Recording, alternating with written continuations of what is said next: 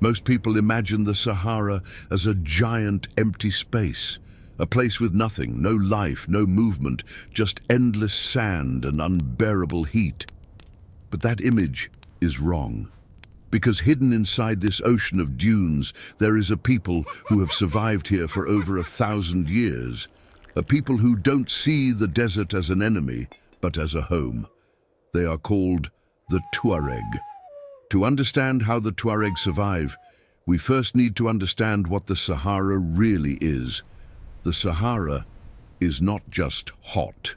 It is one of the most extreme environments on Earth. During the day, temperatures can exceed 50 degrees Celsius.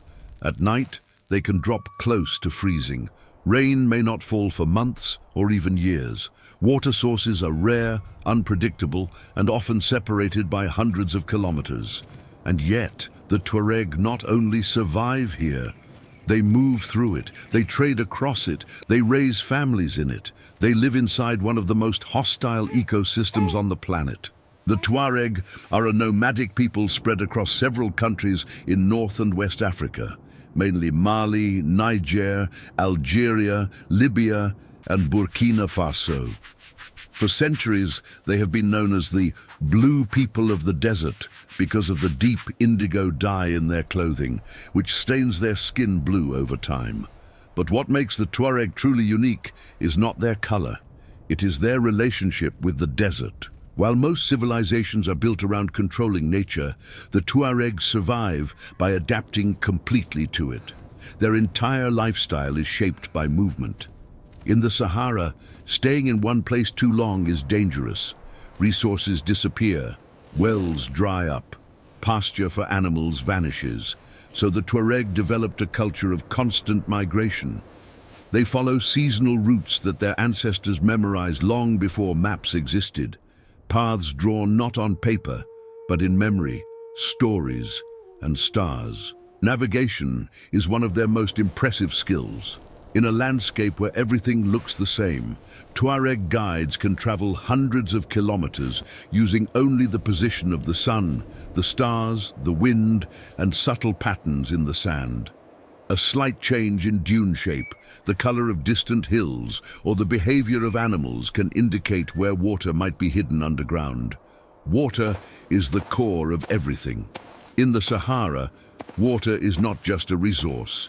It is survival itself. The Tuareg know the location of ancient wells that are invisible to outsiders. Some are nothing more than a small hole in the sand, leading to water tens of meters below the surface. Accessing them requires ropes, buckets, and precise knowledge of how deep to dig. Every journey is planned around water points. Distances are measured not in kilometers, but in days between wells. And when water is found, it is shared. Hospitality is a fundamental rule in Tuareg culture. Refusing water to a traveler is considered a serious moral failure. In the desert, generosity is not kindness. It is a survival strategy. But even with water, heat remains the main enemy. The Sahara sun is relentless.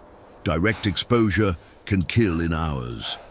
That is why the Tuareg wear long, loose clothing that covers almost the entire body.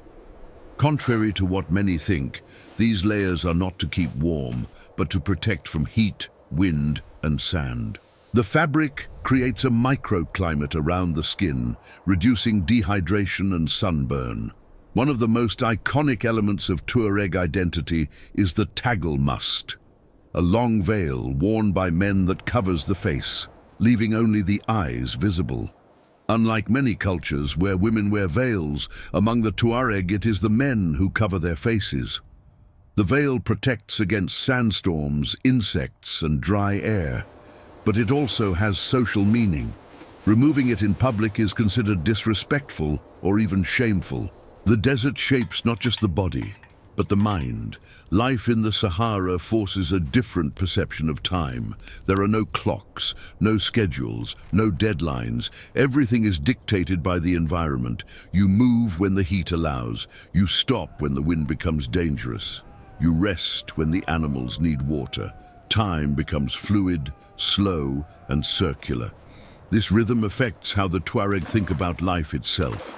There is less obsession with accumulation, speed, or productivity. Possessions are minimal. Everything you own must be light enough to carry. A tent, some tools, clothes, animals, and that's it. Mobility is more valuable than comfort. And animals are essential. The Tuareg economy is traditionally based on herding. Camels, goats, sheep, and sometimes cattle. But among all animals, the camel is the most important. Camels are not just transport, they are food, water, shelter, and wealth. A camel can survive days without water. Its body is designed for the desert. It provides milk, meat, leather, and even dung for fuel. Losing a camel is not just losing an animal, it is losing a piece of your life system. Camels also define trade. For centuries, the Tuareg controlled some of the most important trans-Saharan trade routes. They transported salt, gold, dates, slaves, and goods between sub-Saharan Africa and the Mediterranean world. Entire cities like Timbuktu became wealthy because of these caravan networks. The Tuareg were not farmers, they were connectors, bridges between civilizations, masters of logistics in a world without roads.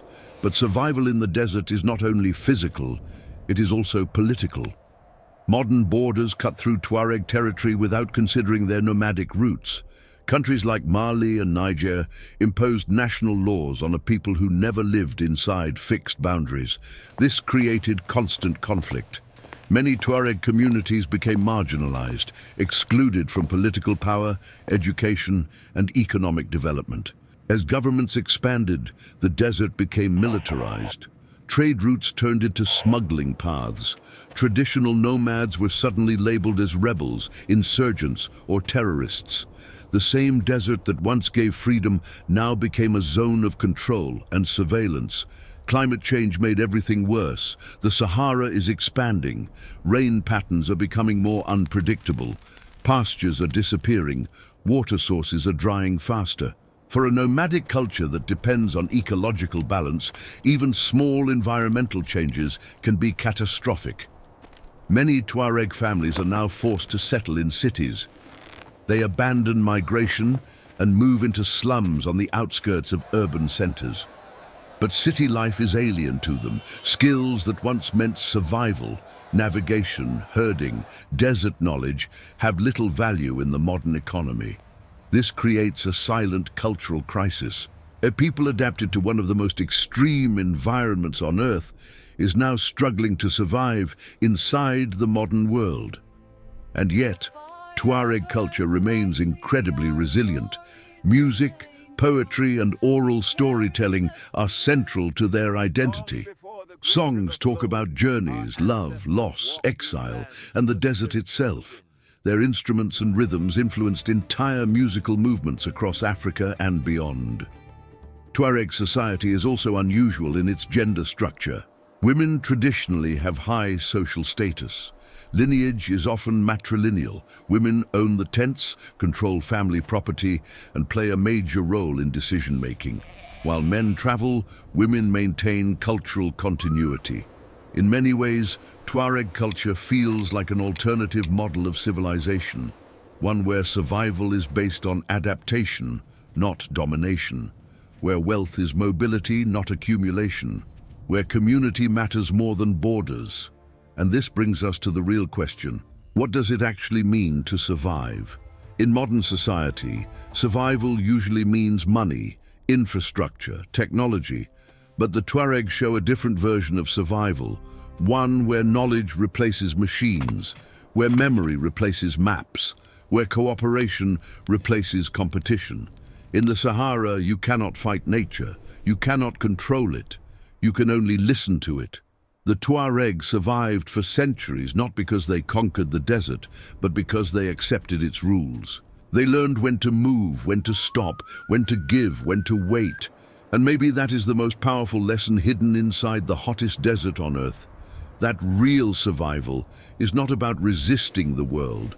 It is about understanding where you are and adapting so deeply that even the most hostile place on Earth becomes a home.